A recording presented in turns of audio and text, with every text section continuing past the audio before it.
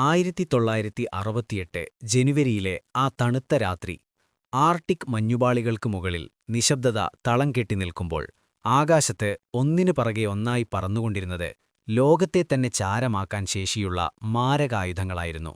ശീതയുദ്ധം അതിന്റെ പാരമ്യത്തിൽ നിൽക്കുന്ന കാലം. ലോകം ആരെയും ഭയക്കേണ്ടതില്ലെന്ന് അമേരിക്ക ആണയിടുമ്പോഴും ആരുമറിയാതെ ആകാശത്തവർ ഒരു ആണവവല നെയ്യുകയായിരുന്നു.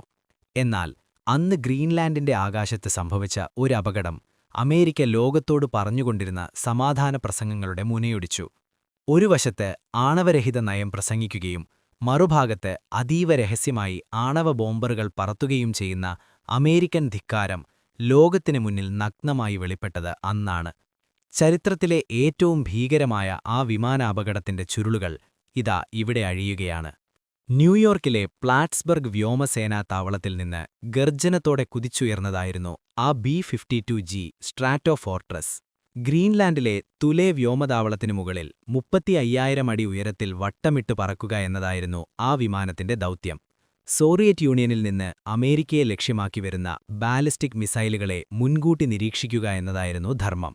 7 ക്രൂ അംഗങ്ങളുമായി പറന്ന ആ കൂറ്റൻ ബോംബർ വിമാനത്തിന്റെ ഉള്ളിൽ ലോകത്തെ തന്നെ ഞെട്ടിക്കാൻ ശേഷിയുള്ള 4 തെർമോന്യൂക്ലിയർ ആയുധങ്ങളുണ്ടായിരുന്നു. എന്നാൽ പെട്ടെന്നാണ് വിമാനത്തിനുള്ളിൽ തീപിടുത്തമുണ്ടായത്. സെക്കൻഡുകൾക്കുള്ളിൽ വിമാനത്തിന്റെ വൈദ്യുത സംവിധാനങ്ങൾ തകരാറിലായി. നിയന്ത്രണം നഷ്ടപ്പെട്ട ആ ആണവ വിമാനം ഒരു വലിയ അഗ്നിഗോളമായി ഗ്രീൻലാൻഡിന്റെ മഞ്ഞുപാളികളിലേക്ക് പതിക്കാൻ തുടങ്ങി. അപകടം മണത്ത പൈലറ്റും ജീവനക്കാരും താവളത്തിലേക്ക് സന്ദേശം നൽകിയ ശേഷം വിമാനത്തിൽ നിന്ന് പാരച്യൂട്ട് വഴി പുറത്തേക്ക് ചാടി. 7 പേരിൽ 6 പേർ രക്ഷപ്പെട്ടെങ്കിലും ഒരാൾ ആ മഞ്ഞുമലകളിൽ ജീവൻ വെടിഞ്ഞു. എന്നാൽ യഥാർത്ഥ ദുരന്തം വിമാനം തറയിൽ പതിച്ചപ്പോഴായിരുന്നു. വിമാനത്തിലുണ്ടായിരുന്ന 4 തെർമോന്യൂക്ലിയർ ആയുധങ്ങൾ ശക്തമായ ആഘാതത്തിൽ പൊട്ടിത്തെറിച്ചു. ഭാഗ്യവശാൽ അവയുടെ സുരക്ഷാ സംവിധാനങ്ങൾ പ്രവർത്തിച്ചതിനാൽ ഒരു സമ്പൂർണ്ണ ആണവ സ്ഫോടനം ഒഴിവായി. എങ്കിലും സ്ഫോടനത്തിന്റെ ഫലമായി മാരകമായ റേഡിയോ ആക്റ്റീവ് അവശിഷ്ടങ്ങൾ കിലോമീറ്ററുകളോളം ദൂരത്തേക്ക് ചിതറിത്തെറിച്ചു. പ്ലൂട്ടോണിയം, യുറേനിയം, ട്രിറ്റിയം തുടങ്ങിയ മാരകമൂലകങ്ങൾ ആർട്ടിക് മണ്ണിൽ കലർന്നു.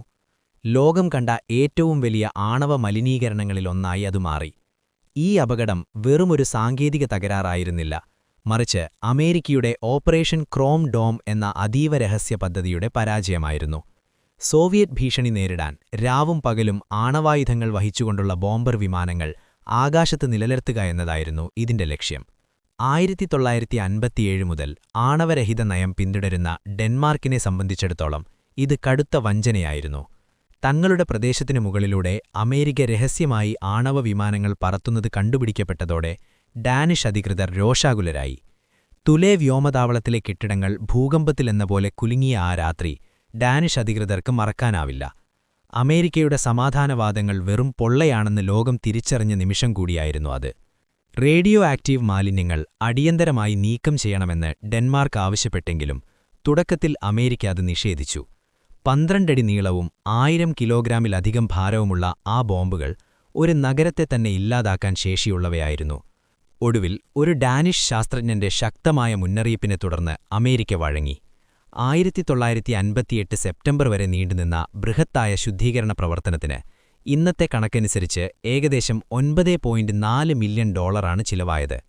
1 മില്യൺ ഗാലൻ റേഡിയോ ആക്റ്റീവ് മാലിന്യം ഐസിൽ നിന്ന് ചുരണ്ടിമാറ്റി അമേരിക്കയിലേക്ക് തന്നെ കൊണ്ടുപോയി. മഞ്ഞുരുകിയാൽ ഈ റേഡിയോ ആക്റ്റീവ് വിഷം കടലിലേക്കൊഴുകുമെന്ന ശാസ്ത്രജ്ഞരുടെ ആശങ്ക ഇന്നും നിലനിൽക്കുന്നു. ഗ്രീൻലാൻഡിലെ ആ രാത്രി വെറുമൊരു വിമാനാപകടത്തിന്റെ കഥയല്ല, മറിച്ച് അധികാരത്തിനുവേണ്ടി ലോകത്തെ തന്നെ പണയം വെച്ച ഒരു വൻ ശക്തിയുടെ വെളിപ്പെടുത്താത്ത അധ്യായമാണ്. മഞ്ഞുപാളികൾക്കടിയിൽ ഇന്നും ആ റേഡിയോ ആക്റ്റീവ് വിഷത്തിന്റെ അംശങ്ങളുണ്ടാകുന്നുണ്ടോ എന്നത് വലിയൊരു ചോദ്യചിഹ്നമാണ്.